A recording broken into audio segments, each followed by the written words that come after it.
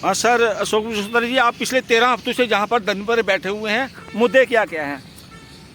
शशि सियाल जी, पहले तो सबको मेरा जय भीम नमो बुद्धाय।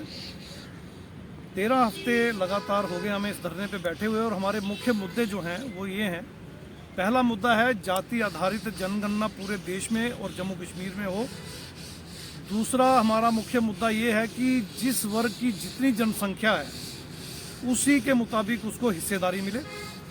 तीसरा हमारा मुख्य मुद्दा ये है कि पॉलिटिकल रिजर्वेशन और इकोनॉमिक वीकर सेक्शन रिजर्वेशन जो है ये ख़त्म की जाए। चौथा हमारा मुख्य मुद्दा ये है कि शिक्षा, स्वास्थ्य और न्याय सबको एक समान मिले, चाहे इसके लिए कोई भी प्रावधान क्यों ना करना पड़े। पांचवा हमारा मुख्य मुद्दा ये है कि राइट टू वर्क को फंडामेंटल राइट में शामिल किया जाए, ताकि हर व्यक्ति को जीवनोयापन के लिए, लाइवलीहुड के लिए अरेंजमेंट मिले। छठा हमारा मुख्य मुद्दा ये है कि ईवीएम, धन बल, बाहुबल को खत्म किया जाए। इलेक्शन कमीशन इलेक्शन का सारा खर्चा उठाए, ताकि पॉलिटिकल पार्टियों ने ये जो भारत में लूट मचा रखी है इलेक्शन फंडिंग के नाम पे, ये ख़त्म हो। और सातवां आखिरी हमारा मुख्य मुद्दा है बाबा साहेब का संविधान ट्रू लेटर एंड स्पिरिट में यहाँ पर रूल ऑफ लॉ इस्टेब्लिश करने के लिए लागू हो, ताकि बाबा साहब की विचारधारा जो है वो इस देश में चल सके। ये हमारे मुख्य मुद्दे हैं।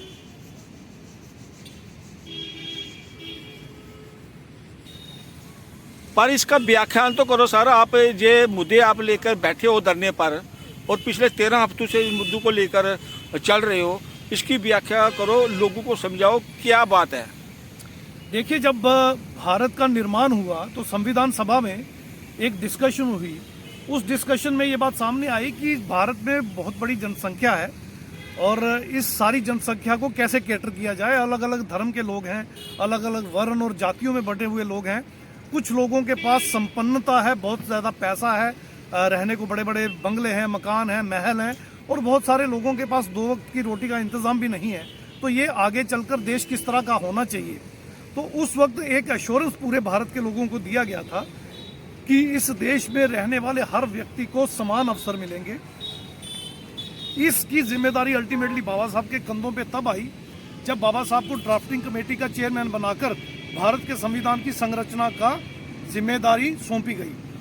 बाबा साहब ने पूरी कोशिश की कि सभी वर्गों का हित जो है वो सामने रखा जाए, और अल्टीमेटली उसके लिए ज़रूरी था कि समता हो, सब लोग एक बराबर हों, ऊंच नीच ना हो, कोई ऊंचा, कोई बड़ा, कोई छोटा, कोई नीचा, ये ना हो।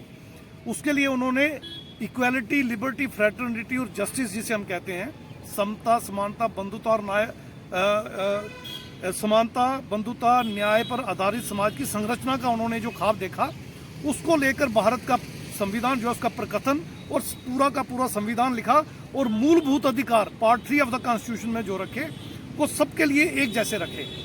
आगे चलकर बाबा साहब ने कोशिश की कि जो तबके पीछे रह गए हैं उनको आरक्षण के माध्यम से या हिस्सेदारी देने के माध्यम से आगे बढ़ाया जाए।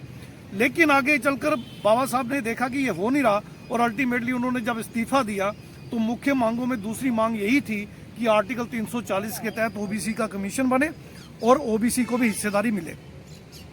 आज 2024 तक जब ये बात साबित हो गई कि वो सब नहीं हो रहा, तो बिहार सरकार ने अल्टीमेटली जाति आधारित जनगणना भी कराई।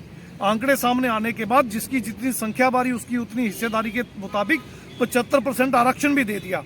इस तरह से हम देखते हैं कि बिहार तमिलनाडु के मुकाबले में दूसरा राज्य बन गया जो सबके हितों की रक्षा करने में सक्षम है। अब हमारी ये मांग है कि सारे राज्यों में, सारी यूटीज में और पूरे भारत में सबको हिस्सेदारी मिले। हम ये भी कोशिश कर रहे हैं कि शिक्षा के माध्यम से लोगों को आगे बढ़ने के अवसर मिले, तो सबकी शिक्षा एक समान होना जरूरी है। तो हमने ये भी मांग रखी है कि शिक्षा, स्वास्थ्य और न्याय ये सबके अलग अलग ना हो, अलग अलग स्कूल ना हो, अलग अलग अस्पताल ना हो, सबके लिए एक जैसे हो और सबको ये सब मिले। इसके साथ ही हम ये भी चाहते हैं कि भारत में रहने वाले हर व्यक्ति का लाइवलीहुड जो है, जीवनोयापन के लिए जो है सुरक्षित हो। उसके लिए हम चाहते हैं कि फंडामेंटल राइट्स में ही राइट टू वर्क आए। जैसे डेवलप्ड कंट्रीज में अगर किसी के पास काम ना हो तो सरकारें उसे या तो काम देती हैं या जीने के लिए भत्ता देती हैं।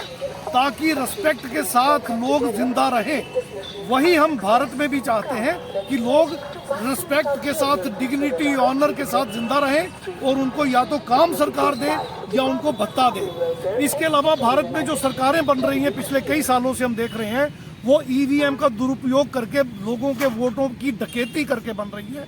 और कांग्रेस और भाजपा की ये सरकारें अल्टीमेटली लोगों के हितों की भी अनदेखी इसीलिए कर रही हैं क्योंकि उनको लोगों के वोट नहीं चाहिए, ईवीएम मैनिपुलेट हो जाता है। इसके अलावा धन बल का इस्तेमाल होता है, बाहुबल का इस्तेमाल होता है।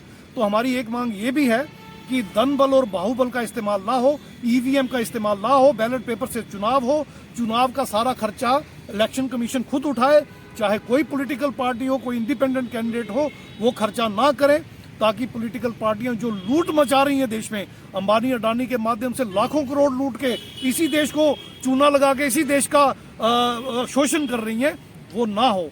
इसके अलावा हमारी एक मांग है कि पॉलिटिकल रिजर्वेशन ना हो, ईडब्ल्यूएस ना हो, ताकि पॉलिटिकल रिजर्वेशन से जो एससी, एसटी, ओबीसी समाज में दल्ले, बड़बे और दलाल पैदा होते हैं, ये बंद हो और ट्रू लीडरशिप पैदा हो, तो लोगों का सही प्रतिनिधित्व हो। और आखिरी हमारी सबसे मुख्य मांग ये है कि इस देश में संविधान ट्रू, लेटर एंड स्पिरिट के साथ लागू हो, खास करके रूल ऑफ लॉ एस्टैब्लिश हो। कल के कातिल आज के रहबर बने हुए हैं इस देश में, जिन्होंने कत्ल किए, जिन्होंने जजों तक को मार दिया, वो आज इस देश के अहलेकार बने हुए हैं।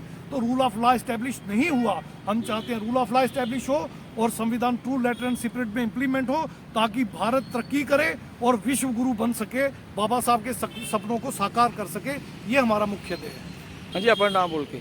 मेरा नाम धीरज थापा, थोड़ा जोर दीजिए। जम्मू से। सर, ये जो धरने पे बैठे हुए हैं हमारे एडवोकेट अशोक कुमार बसोता जी, ये जो है ये मिशन लेके चले हुए हैं, बाबा साहब का मिशन है। और ये मिशन कोई छोटा मिशन नहीं है, बहुत बड़ा मिशन है। ये हमारे एससी, एसटी, ओबीसी के राइट के लिए, फंडामेंटल राइट के लिए जहाँ बैठे हुए हैं। जब तक उनके हक अधिकार नहीं मिलते तब तक ये नहीं उठेंगे। और हम भी इनका पूर्ण जोर से सहयोग करेंगे, जन मन धन से सभी तरीके से इनका सहयोग करेंगे। यही हमारा ये मिशन है। सर, मेरा नाम सूर्य प्रकाश है। और सर, जैसा कि एडवोकेट बसोत्रा साहब ने बता ही दिया है खुल के कि हम किन मांगों को लेकर यहाँ पर बैठे हुए हैं। जैसे जाति जनगणना है, रिजर्वेशन के कुछ मुद्दे हैं जो कुछ होनी चाहिए, कुछ नहीं होनी चाहिए, और जो देश की सरकारें इस समय लूट मचा के रखी हुई है देश में, देश के लोगों को गुमराह करने का काम कर रही है। तो हम इनके साथ, एडवोकेट अशोक बसोत्रा जी के साथ यहाँ पे बैठे हुए हैं धरने पे। जिस तरह से ये चलते जाएंगे, हम इनका पूरा तन मन धन के साथ इनका साथ देंगे, सहयोग करेंगे। जय हिंद।